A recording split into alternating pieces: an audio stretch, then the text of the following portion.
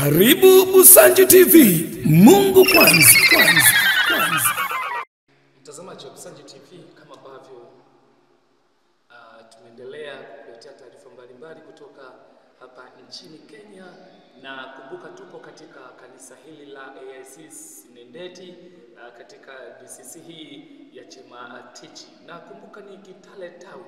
Na hapa sasa unavyoniona niko na baba pastor hapa, Reverend, ambaye basi atajitambulisha mwenyewe na mengine yatafuata. Baba, Bwana Yesu asifiwe. Karibu. Asante sana. Asante sana. Ndio.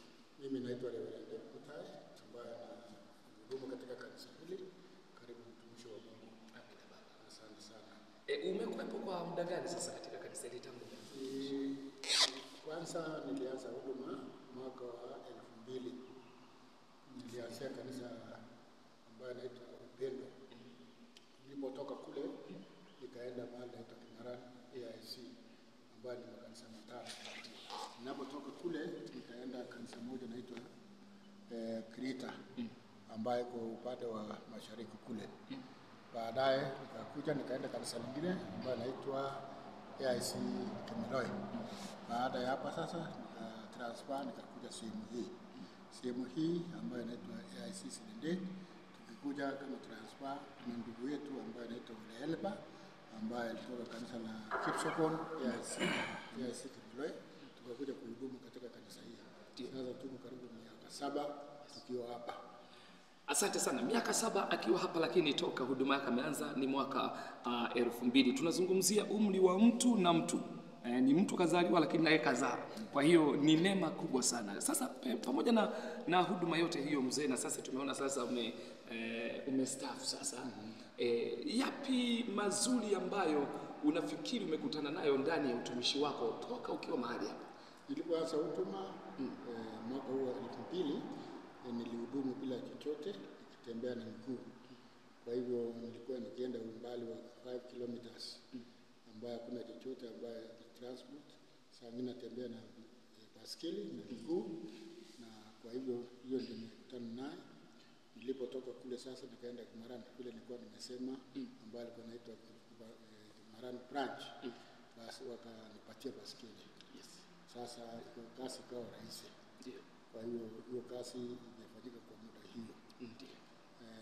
Kwa hivyo nimefanya kazi kwa muda miaka 30 nikiwa katika huduma hii. Na huduma hii inahitaji mambo ya uvumilivu. Sio kazi rahisi, kwa sababu unaweza kukutana na mambo mengi. Watu katika kanisa, hakuna watu wengine hawezi kupenda wewe, ila tu ni neema ya Mungu. Ndio. Yes. Asante. Pengine familia yako sasa imnasemaje juu ya utumishi uliofanya mpaka umestaafu? Je, imeziona baraka za Mungu?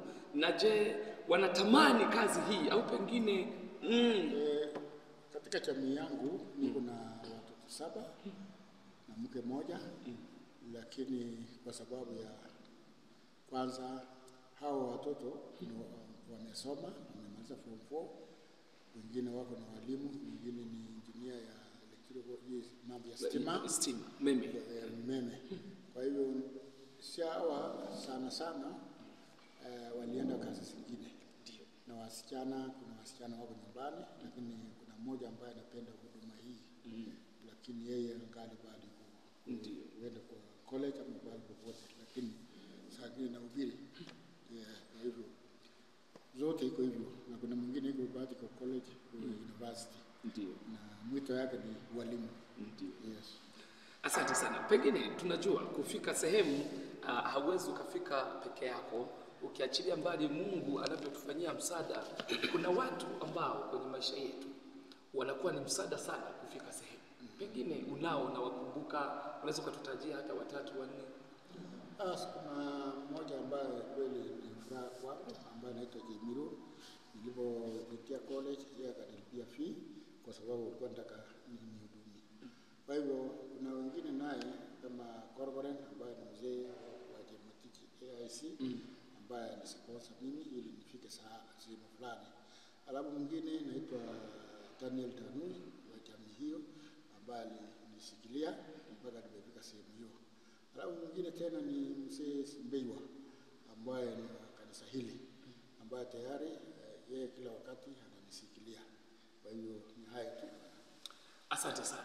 Na mtazamaji wa Msanje TV, ni mzee wetu ambaye sasa kama ambavyo unashuhudia ni ametumika katika kanisa hili la AIC Sinendeti, lakini na makanisa mengine tu mengi ambapo amepita. Huduma yake itakumbukwa mbinguni na duniani, na sasa hata wanaotazama wapo waliopita katika mikono yake. Amebatiza, amefungisha watu ndoa, na mimi tunaendelea kuwakumbusha unapokuwa umepita kwenye mikono ya watumishi hivi, usikae tu. Kumbuka siku moja beba hata sukari, hata kama ni kilo moja, msalimie mzee kama huyu.